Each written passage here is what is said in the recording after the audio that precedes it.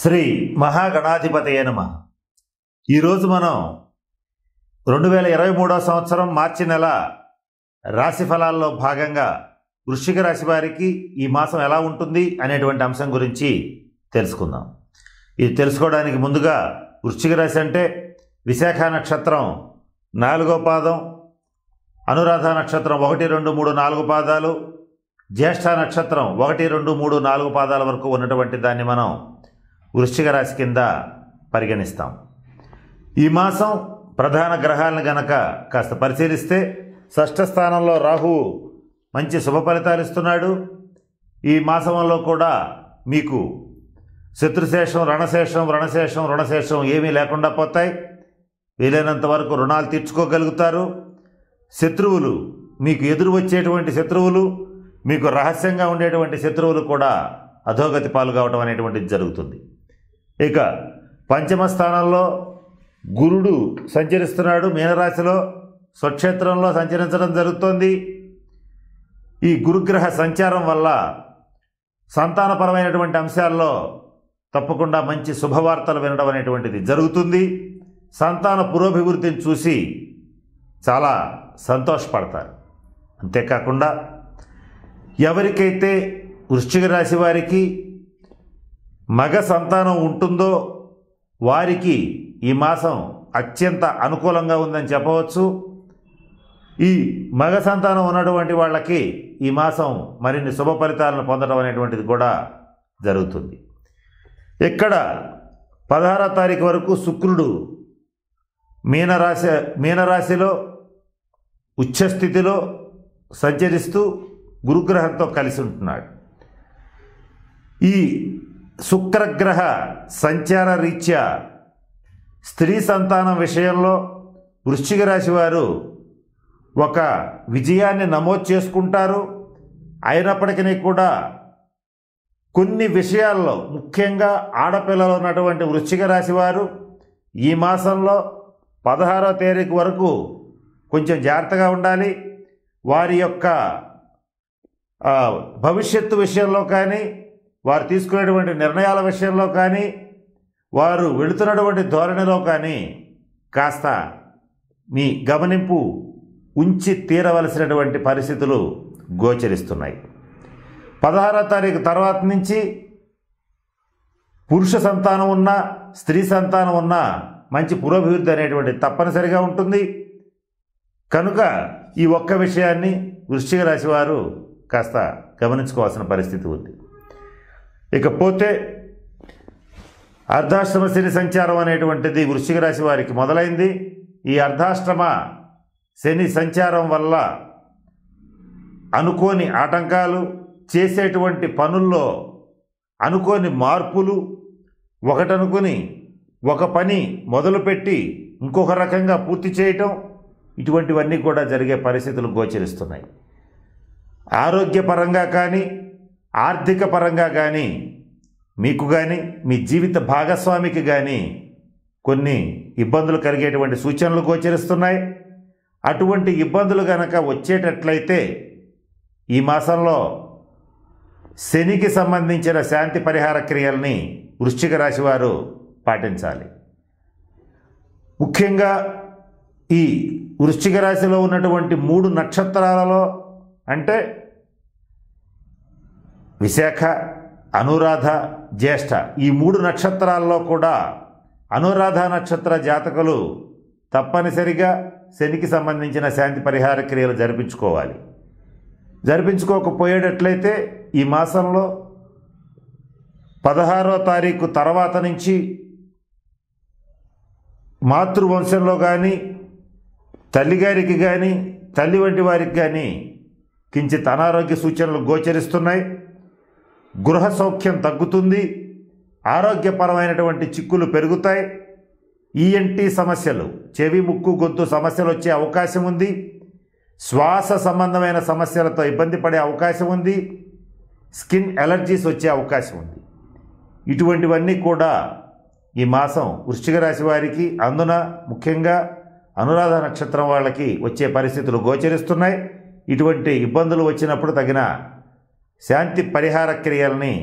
శనీశ్వరుడికి జరిపించుకోవడం అనేటువంటిది ముఖ్యంగా చెప్పదగినటువంటి సూచన. ఇకపోతే కుజుడు మిథున రాశిలో సంచరిస్తున్నాడు. రవి బుధులు కూడా ఈ చతుర్థ స్థానంలో సంచరిస్తున్నాడు. 2వ తారీఖు నుంచి బుధుడు నీచపట్టి నీచభంగ రాజయోగం అనేటువంటిది వృశ్చిక రాశి వారికి ఇవ్వటం జరుగుతోంది. ఈ గ్రహగతుల రీత్యా వృశ్చిక రాశి వ్యాపారస్తులకి మాత్రం చాలా అద్భుతంగా ఉంటుంది.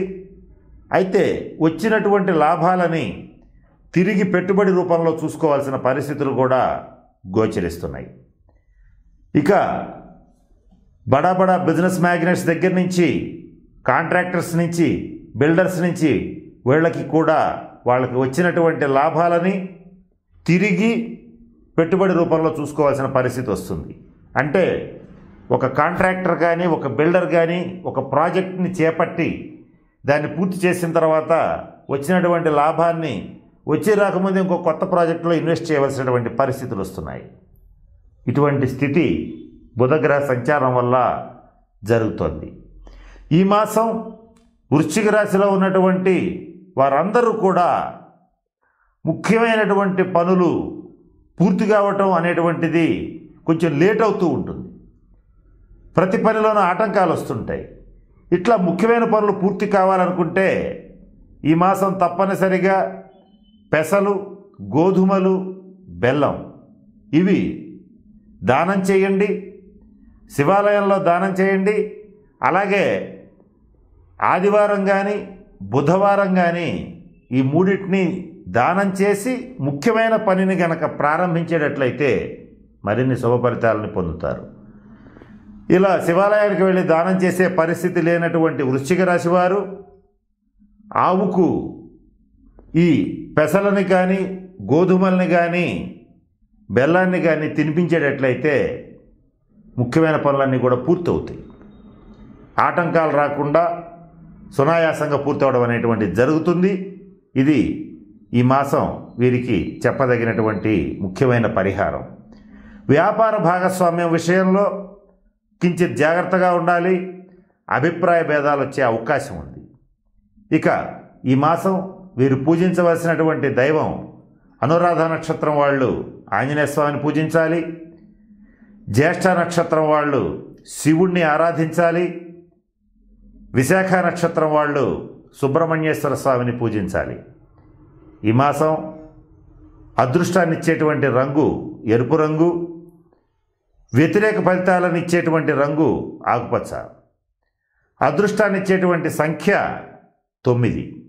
ఈ మాసంలో 1 నుంచి 30వ తారీఖు వరకు ఉన్నటువంటి తేదీల్లో 9వ తారీఖు, 18వ తారీఖు, 27వ తారీఖుల్లో ముఖ్యమైన పనుల్ని ప్రారంభించేటట్లయితే చక్కటి సత్ఫలితాలు ఉంటాయి. శుభ ఫలితాలు కూడా వచ్చే అవకాశం ఉంటుంది. అదృష్టాన్ని ఇచ్చే వారాలు మంగళవారం, ఆదివారం, గురువారం. వ్యతిరేకమైనటువంటి ఫలితాలు ఇచ్చే వారాలుగా ఈ మాసంలో బుధవారం, శుక్రవారాన్ని చెప్పడం జరుగుతుంది.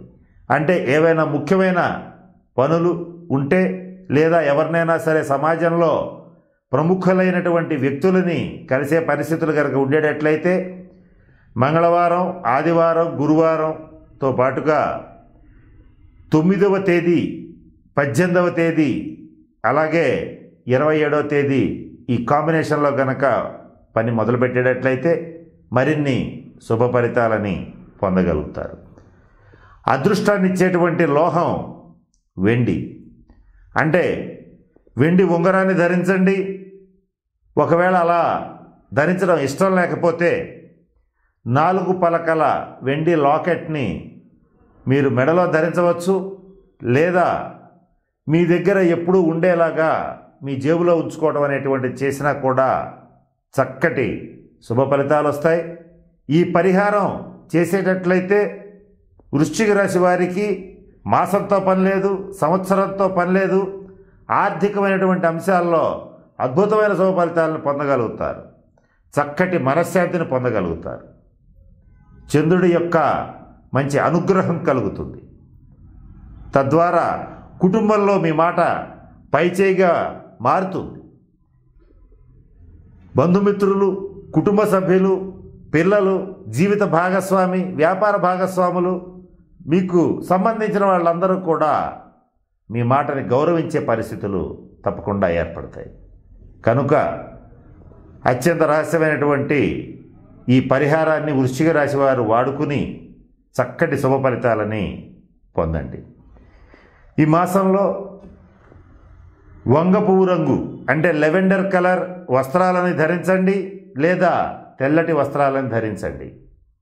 ముఖ్యమైన పనులు ప్రారంభించేటప్పుడు ఈ రంగు వస్త్రాలను ధరించి ఎక్కడికైనా వెళ్ళేటట్లయితే ఆ ప్రయాణం విజయవంతంగా పూర్తవుతుంది.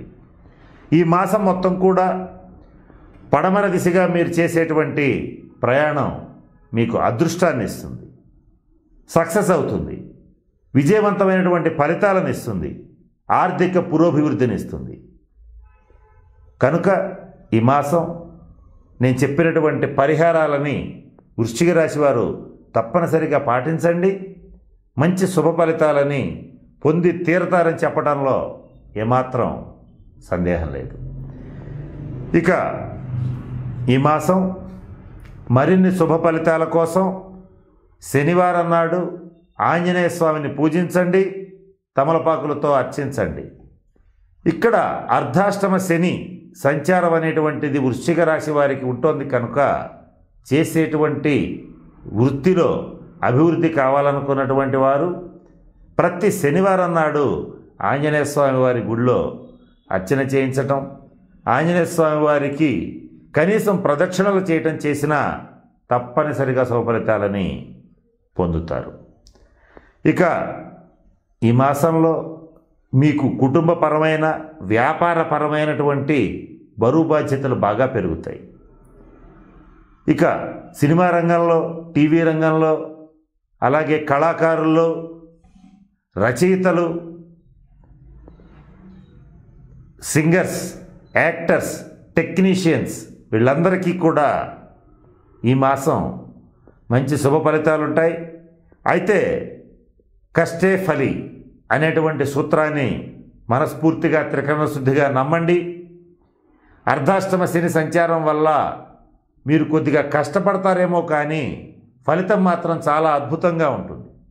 దీనికి కారణం చతుర్థ స్థానంలో శని కుంభరాశిలో తన స్వక్షేత్రంలో సంచరించడం అనేటువంటిది జరుగుతుంది.